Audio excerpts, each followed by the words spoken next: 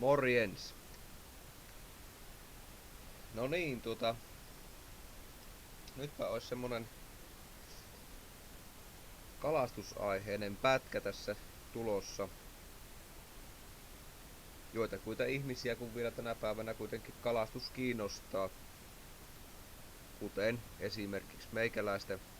Ja luulen, että myös muutamia muitakin ihmisiä saattaisi kiinnostaa. Niin tämä on nyt eritoten kalastuksesta kiinnostuneille henkilöille sitten suunnattu tämä video. Eli on tämmönen heittohyrrä revikka. Katsotaan pikkusen mitä tämä minun heitto hyrräkela pitää sisällä ja miten se toimii ja mikä se on. Ja sehän on tämmönen kapistus. Tämä on merkiltään Shimano Kalais 201 DC. Ja DC tarkoittaa tässä tapauksessa sitä, että tämä on digitaalisesti ohjatulla heittojarrulla varustettu kela. Ja ruvetaanpas nyt tonkimaan tästä, että mitä tämä pitää sisällään tarkemmin.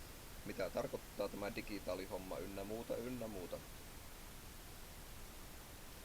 Minäpäs istahtan tähän jakkaralle, niin ei tarvitse seistä. Saataisikohan me tätä kamerata yhtään alaspäin? Joo, kyllä se pikkusen sitten laski. No niin, eli aloitellaan.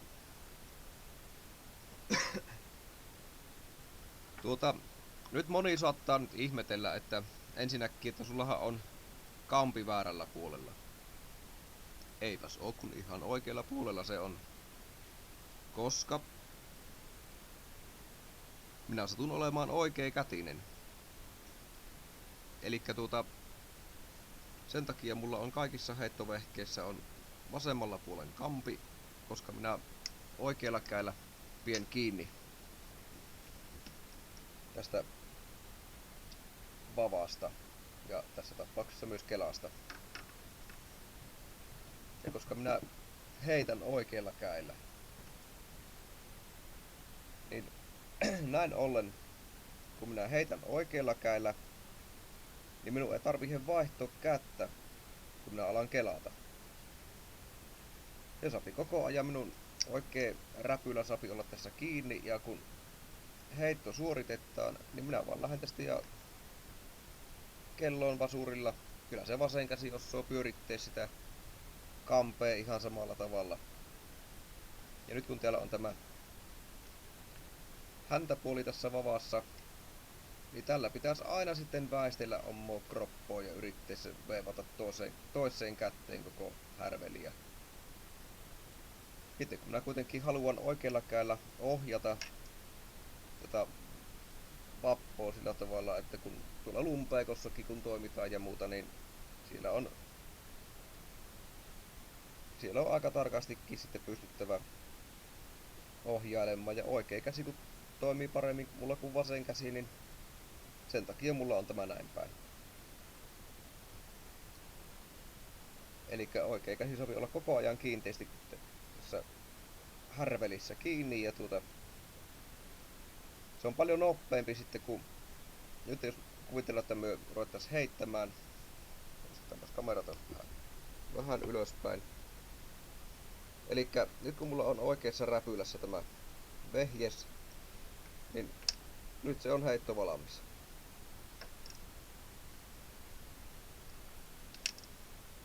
Ja sitten vaan lähdetään kelutaan. Ja sitten kun on kelattu ja halutaan heittää toiseen kohtaan, se on taas heitettävissä ja heitetään. Ja sen takia mulla näin päin on nämä vehkeet oikeesti. Se on paljon nopeampi ja yksinkertaisempi heittää. Eikä tarvitse tosiaan sitä vaihtuu sitten puolelta toiselle, kun aletaan kelata. Mutta lähdetäänpäs katsomaan nyt tätä Kela-juttua tarkemmin. Tässä on siis ihan tämä perus heittojarru, joka säädetään sitten aina, niin kuin kaikki tietää, sen mukaan, että mitenkä painavata punttia sillä sitten viskotaan tuonne järveen. Niin se perusjarruhan on heittojarru tässä, niin kuin kaikissa muissakin keloissa. No tässä on sitten taas tämä väsytysjarru, niin kuin kaikissa muissakin. Toimii ihan samalla lailla. Ja mitäs muuta mukavata tässä on? Ja tässä on vaikka mitä.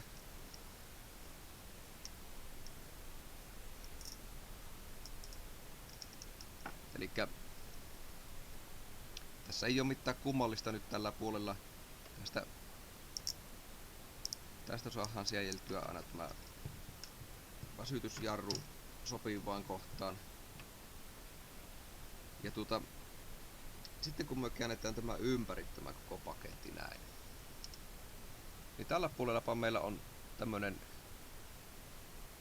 nappula. Tätä voidaan käännellä eri asentoihin. Ja tässä on maksimi ja täällä on minimi. Oho, huppista. Elikkä täällä nyt ohjataan tätä digitaalipuolen ominaisuuksista. Paljonko sille annetaan sitä digitaalijarrua sitten heittäessä.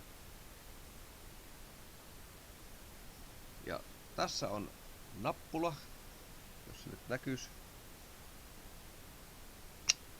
Siitä auki kansi.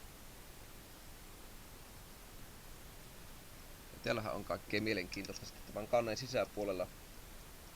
Eli täällä on toinen säätönappi on tuossa. Ja tässä on 4 erilaista moodia. W, wind. Eli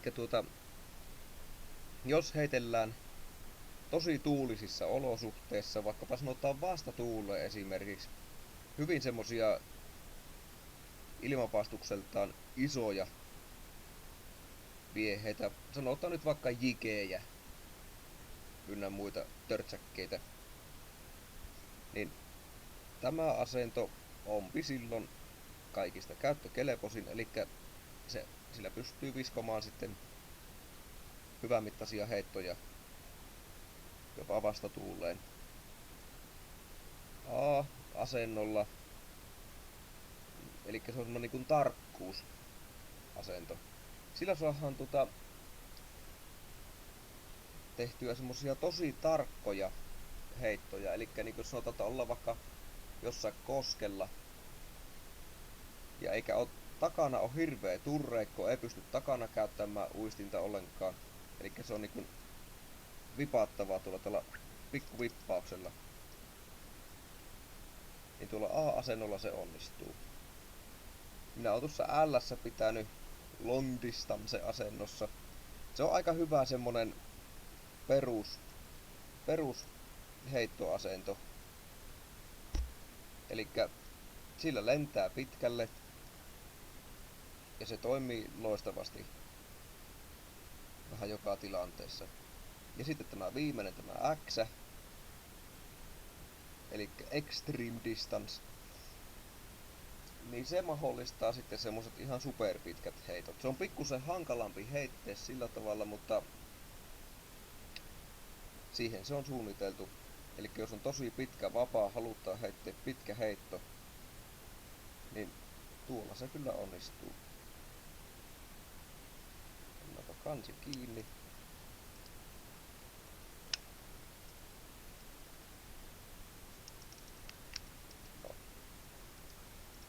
Ja tässähän ideana siis on se, että kun normaalisti kun hyrräkelalla heitetään, niin sitä on koko ajan peukalolla vahittava, että se ei pääse pyörimään liian paljon. Muuten on semmonen valtava siima häkkyrää helposti tuossa ja Se on 1000 sotkussa koko väkkärä sitten. Mutta tämä digitaalihomma, eli se automaattinen heittojarru, on semmonen, että se valvoo itse tätä puolan pyörimistä. Eli nyt kun heitetään,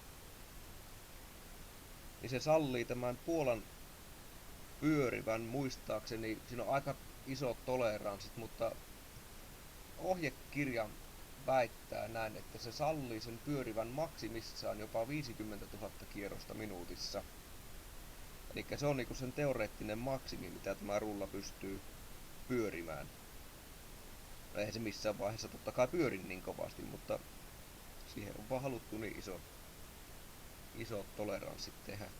Ja nyt kun se lentää se uistin, niin kun tämä on vaan säädetty oikein, niin se siinä lennon alussa se vähentää tätä heittojarrua, ottaa sen jopa paikotellen kokonaan pois. Eli se sallii täysin vapaasti pyöriä tämän rullan.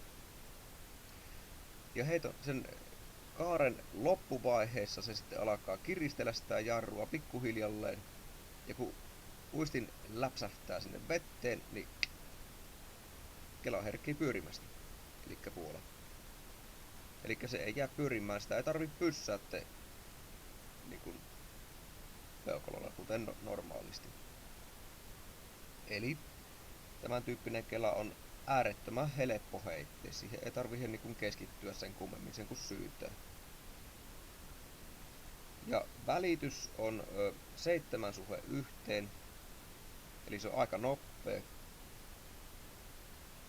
Kuulalaakereita on 11 kappaletta. Eli ihan varsin riittävästi. Ja jarru on äänetön, eli siinä ei ole naksua.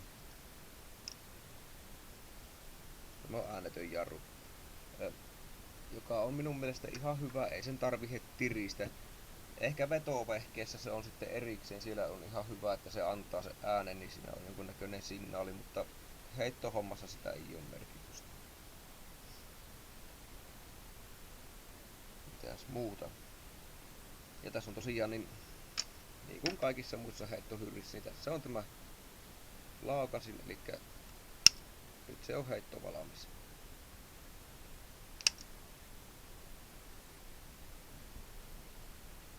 Tämmönen paketti. Minä olen ostanut tämän vuonna 2008. Ja siitä asti se on ollut todella rankassa testissä. Eli minä nyt en ole heitellyt millään muulla kuin tällä kelalla koko tämän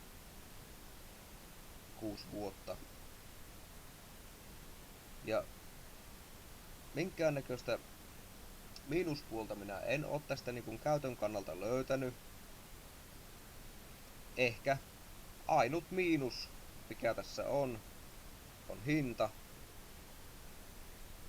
Se on Suomessa tolokuton. Se maksaa vähän myymälästä riippuen, mutta ne pyörii nämä kelat Suomessa siellä lähellä tonnia. Tonnin tietämissä. Pikkusen vajaa 1000 euroa suurin piirtein. Elikkä se on se ainut huono puoli. No mulle tuli tämä kela, kaveri toi Amerikasta tämän tullessaan. Siellä se ei maksanut lähellekään niin paljon, ei murto-osan siitä. Kallis se oli silti, mutta me kaverin kanssa molemmat otettiin yhtä aikaa, ja sitten kun tämä tuttava tuli sieltä Amerikasta käymään, niin se toi meille molemmille tämmöisen samanlaisen kelan. Siimana mulla on tässä Spiderwire 016 kuitu. Se toimii hyvin, heittopituudet on aika hyvät, se on notkea siima. Vapaa on Shimanon myös 6.6 jalkainen heittovapaa. Ja perukkeet minä oon ruukannut tehdä itse. Eli minä käytän tämmöstä teräskevlaria, Minusta tämä on hyvä. Sitä on metritavarana ja sinne vaan lukot kautta leekarit päihin ja peruke on valmis. Ja teräskevlari on siinä mielessä hyvä, että vaikka tämä nyt mytistellään mitenkä säkkyrälle tällä tavalla, niin tämä ei jää mutkalle. Että niin kun vetäisyy, niin se on suora. Siihen ei jää semmosia tiukkoja kurveja sitten. Ja se on notkea. Kestää hyvin. Tämmönen on tämä vehe. Katsotaanpas tuossa, jos on mulla näitä heittohyrriä, on sitten muitakin. Tuosta katsotaan, jos saisi otettua. Tuossa mulla on ihan melkein vieressä toinen. Tässä jerkkivehkeessä on sitten vähän toisenlainen, tavallaan samantyyppinen matala profiilinen heittohyrrä. Se on tämän näköinen. Ja tämä on ihan tuohon jerkkihommaan sitten. Tässä on tosi tiukka vapaa. Melkoinen halako.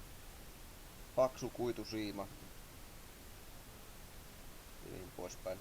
Tämä on Okuman tekemä heittohyrrä. Ihan täysin mekaaninen, ei ole digitaalipuolta tässä. Mutta ihan hyvää kelaa. Tosin nämäkin on aika hinnakkaita. No, ihan ok kelaa on tällä paljon heittänyt ja muuta, mutta siihen hintaan nähden niin saisi olla pikkusen parempi. Että tämä maksaa parisattoa suurin piirtein, jonka myös sain huomattavalla alennuksella. Täällä on vähän sama homma, että niin tästä akia sitten tuo kansi, jos tarvitaan sinne mennä. Voidaan tietysti tarkastakin tuosta. Jos se nyt akia tässä näppärästi. No enpä rupea akomaan, se on vähän isompi töinen. Mutta tässäkin on 10 kuulolaakerilla tämä kelaa on. Ja jos tuolta saisi jonkunnäköistä selkoa, että sitten asuksen varjo tulee. Tämmönen on tämä mallimerkintä tässä, jos jotakuta kiinnostaa käydä kahtomassa. Ihan semmonen jerkkihommaan sopii vallan hyvin tämä kela. Ja minä on näillä hyrrillä tykännyt toimia sen takia, että nämä vettää suoraan tuota siimoa. Haspeleitakin mulla tuossa iso vinopino on, mutta niissä on se pieni ongelma, että kun ne pyörittää näin päin tähän vappaan nähden, niin se tekee koko ajan pientä kierrettä siihen siimaan kuitenkin. Mutta tässä on vetosuunta on tasan suora, se toimii niin kuin vintturi. Ja silloin kun sillä on kalaa kiinni, niin se on minun mielestä paljon mukavempi on nostella pois sitten tämmöisellä hyrräkelalla. Ja tämmönen hyrräkela on näppärä, se on pieni. Jos verrataan tähän minun räpyillään, niin se ei oo mikään kaksi se iso. Iso osa on kampi. Siimatilavuutta kuitenkin löytyy ihan oikeasti tarpeeksi. Ja mukavasti se männöötällä tuolla tähän kämmenen sisään koko kela. Ja tuo on varsinkin tämä Shimanon peli. Jos jollakin tullaan joskus semmonen tilaisuus, että saapi edullisesti hommattua tämmösen kalaisin, niin kyllä minä suosittelen oikeesti. On ihan absoluuttisen huippukela. Ja Shimanoltahan löytyy näitä digiversioita niin useammasta eri mallisarjasta. Antaresilla on, Curadolla on, Calcutalla on digiversiot. Eli se on todella helppo ja mukava heitettävä ja siinä ei niitä rötöksiä sitten tule. No totta kai siihen pystyy, jos yrittämällä yrittää, niin sopihan tämän sotkuun. Jos vaikka selän takana olevaa vesakkoon jääpi uistin kiinni ja semmoisella peräsuolimomentilla tempastaan sitten revitään tuosta vavasta, niin varmastihan se. Ei se sitä älyä, että niin se on, uisti on kiinni jossakin. Mut normaali heittotilanteessa niin ei tule sotkuja. Minä en ollut tätä ennen heittänyt ikinä hyrräkelalla. Ja siinä aloitteluvaiheessa, opetteluvaiheessa, niin en saanut aikaiseksi yhtään semmoista major solmuhässäkkätä. Tämmönen on Shimanon Kalais 201 DC. Ikinä en oo millään vapaakela yhdistelmällä varmasti heittänyt niin paljon kuin tämän 6 vuoden aikana tällä. Se on, tällä heittäminen on erittäin mukavata touhua. Mutta tämmönen oli tämä hyrräkelaa reviikka, tai voisiko sitä nyt niin sanoa. Enempää minä en rupea purkamaan tässä videolla, koska siinä on ihan oikeesti sitä tavarata. Mulla on täällä tämä laatikko nimittäin, missä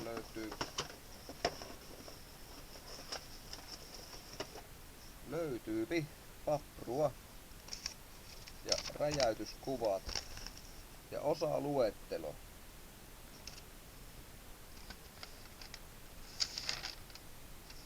Niin.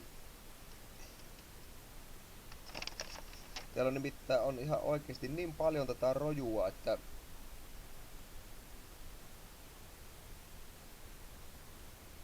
näitä ei kehtois niinku hukata. Jo pelkästään tuo vuotunen 3 pisarata öljyä niille määrätyille paikoille on semmonen, että joskus vähän pelottaa, että se on aika, vaikka eihän siinä niinku on se suunniteltu niin, että sen pystyy kotona tekemään ihan täysin turvallisesti, mutta silti se vähän hirvittää, kun on kuitenkin kallis kela ja niin poispäin, että jos joku rikka tipahtaa, niin onpa kiva. Mut tämmönen. Suosittelen, jos jollakin tullaan edullisesti joskus vastaan, niin kannattaa hankkia joskus. Mutta näin. Näihin shimanomaisiin tunnelmiin. Morjens!